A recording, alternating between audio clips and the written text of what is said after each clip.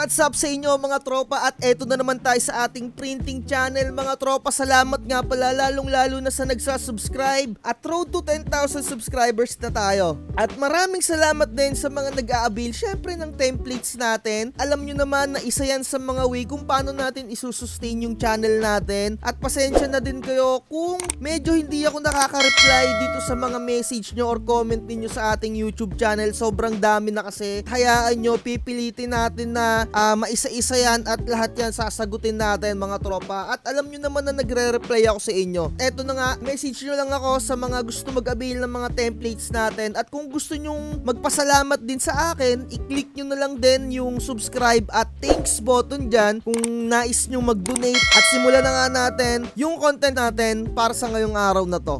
Previously nga mga tropa, merong nag-message sa akin na subscribers na naipagkwentuhan sa akin at sabi niya napanood daw niya yung video ko kung paano malalaman kung peke yung nabili na Epson dye ink. Dun sa mga bote daw, dun niya nalaman at ikunwento niya sa akin yung naging experience nung kanyang tropa. So kung bakit ko nasabi sa inyo ngayon, dahil eto yung topic natin. May nag-comment kasi sa atin previously 7 days ago, sabi niya dito, anong mangyayari sa printer pag nalagyan ng peking ink? So dalawa ang mangyayari dyan mga tropa, no? Sa printer mo, maaaring magagamit mo pa siya at magagamit, pero yung lifespan ng printer head mo ay hindi na ganun kahaba. So kung ako sa'yo, kung nakagamit ka ng peking ink, ay i-drain mo na lahat ng mga peking ink na nailagay mo dyan. Kasi as times goes by mga tropa, masisira na talaga ng mabilis siyang printer head mo. Pero kung hinahayaan mo lang, gamit ka lang ng gamit, edi gamitin mo lang at nang gamitin, di ba? Pero kung gusto mo yung tumagal yung printer mo, siguraduhin mong original ink yung ginagamit mo mga tropa, no? Ang usapan natin, original dye ink mga tropa, ha? So ang mangyayari sa printer mo, ulitin ko lang, magagamit mo pa rin naman yan at magagamit mo, pero yung lifespan ng printer mo, meaning lifespan ng printer head mo, ay hindi na ganun katagal yung pagsaserve sa'yo niyan. So papalitan mo na yan, yung printer head mo, kung maaring nadali ka ng tsamba at nasira talaga. At pangalawang mangyayari dyan mga tropa, isipin mo yung magiging output mo. So dahil nga fake ink yung nailagay mo dyan, edi maaring negative talaga yung performance ng printout dyan, diba? Poor performance kasi peke yung nabili mong dye ink, diba? Kaya maging mapagmatsyag kayo sa mga binibili nyo online. Hindi porket mura yung produkto at may nakalagay na original, ay original na yon. At hindi naman porket sobrang overpriced nung isang product na binibili ninyo, mapa-printer yan, mapa-ink, mapa-cutter. Inuulit ko, hindi naman porket sobrang mahal ay original na. Maaaring inuutulan kayo niyan, 'di ba? Na overpriced lang yung mga tinitinda ng kahit sinong Poncio Pilato diyan somewhere out there, 'di ba?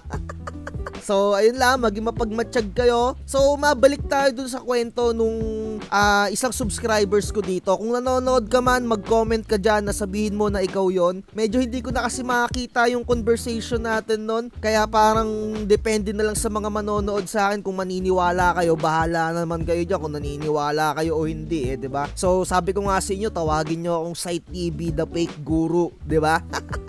So ayun nga yung kwento nung nag-message sa akin. Yung tropa niya merong studio at nagki-cater din sila ng mga Sintra boards. So ang printer daw nung tropa niya ay Epson 18050, which is 6 colors printer. At sa mga hindi nakakaalam ng printer na yon, yung ink nun na original dye ink ay kahit papano naman talagang napakamahal, around 800 something. So maaaring nakabili daw yung tropa niya ng peking ink, 'di ba? At ang kwento, nakarami na ng print out yung tropa niya. So syempre ang tendency nun, ibabalot na. So parang kinabukasan or 2 days after or 1 day after, sabi nung nagchat sa akin, nag-smudge daw yung output. So ganun ang mangyayari sa mga output ng piniprint ninyo kung gumagamit kayo ng mga peking ink mga tropa, 'di ba? So kung it works sa inyo yung mga peking ink, edi good for you. Pero sinasabi ko sa inyo, as times goes by, mapapansin nyo na negative talaga yung mga peking ink na yan. Kaya kung gusto nyong mapamura yung mga ink na ginagamit nyo, di dobling kapalit nyan, mapapamura ka ng murang-mura. So, eto no, may mga nagko-comment din sa atin. Sabi dito ni MC Dan, nadali rin ako ng fake ink. Pwede kaya ubusin na lang yung ink or i-drain yung fake ink? Eto yung nangyari sa kanya. May guhit na kasi bawat black and white na ipiprint. So, ayan ang mangyayari na mga experience ninyo as times goes by, di ba? Ganyan kasi talaga yung risk niyan. Sa una, maganda. So, as times goes by, napakaraming mumurahin na ink dito. Depende sa inyo kung gagamit kayo. Hindi ko nasasabihin kung peke or ano ito. Baka sabihin nyo na naman, naninira, diba? Kasi yung mga bobo dyan, no? Napakahina ng pag-iisip na naninira daw. So, ayun na lang.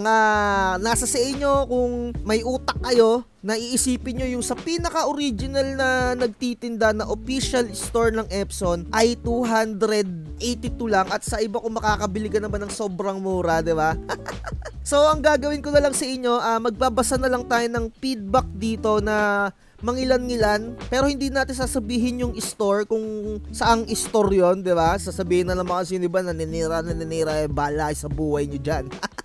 So, umpisahan na nating magbasa ng mga comments sa mga nakabili ng peking ink. So, sabi dito ng nag-comment, not original ink, it changed my print's color after using it. So, ang mangyayari kasi niyan, kaya sinasabi ko sa inyo as times goes by, unang-una, ito yung ink tank ninyo, di ba? So, nandito pa yung level ng original ink. So, sasalinan nyo yan. So, ang tendency, nasa taas pa yung peke. As times goes by, kumukonti na yung original at may higop na yung peking ink. Doon nyo na marirealize na pangit yung nabili nyong mga ink dahil peke nga. So, eto no, magbasa-basa tayo dito. Sabi niya, it changed print colors after using it. Hindi na natin babanggitin yung kung saan nabili to. So, eto pa, fake ink, buiset. Kalahati lang ang laman. Huwag kayong bumili dito, walang seal. Ayan yung mga, isa sa mga may experience nyo, mga tropa, na pag gumagamit kayo ng mga fake, di ba? And then, tingnan natin tong mga recent, fake ink beware. Kaya pala, nagtataka ako bakit malabnaw yung print, di ba? Ayan, maaaring magiging malabnaw yung print or malabo. Yung pinaka-black, hindi ganun ka-black. So, eto pa, sabi naman dito, fake Epson 003 maputla. So, nagbigay pa siya dito ng comparison. Ayan o, eto daw yung original at eto yung peke. So, kitang-kita nyo naman, noticeable naman na ibang-iba yung itsura ng original dito sa peke, di ba? Ayan, magbasa pa tayo dito. Eto, mga tropa, eto talaga magiging experience ninyo sa mga printer ninyo at sa print out. Fake yung ink. Simula kinarga ko yung black ink, di na nagprint ng maayos. Ganyan yung mangyayari sa printer ninyo. Kulang-kulang yung nozzle check at kasi nadadamage na yung printer head ninyo. Keso Epson yung gagamitin nyo, Canon, Brother, ayan o, diba? Nag-test print siya. Ganyan mangyayari sa mga printer ninyo at sa output. Magi-smudge, masisira yung nozzle check. Sa mga gumagamit ng Brother, ayan, ng Brother ang pinaka printer na napakaselan, mga tropa. Sinasabi ko sa inyo, ang dami kong mga nagpapa-repair dito sa akin ng Brother, hindi na nga ako tumatanggap na mga bad trip ako. Kasi one time, kung napapanood mo to, yung nagpagawa sa akin, eto yung kanyang printer, ayan, sana mailagay ko pa yung clips na yan. Ang ginagamit niya, yung tig sa 10 piso, tig 12 or tig 15 na mumurahin na ink. Yung mga Brother printer na yan, napakaselan yan sa mga ink na yan. Kaya ayoko rin magbabaklas yan eh. Kasi may nagpaano sa akin, sabi sa akin, di, ayos pa yan. Di nung sarap ihampas sa kanya yung printer niya eh, no? Nakaka-bad trip, nag-aastang mayaman, tig 15 lang naman yung binibili na ink.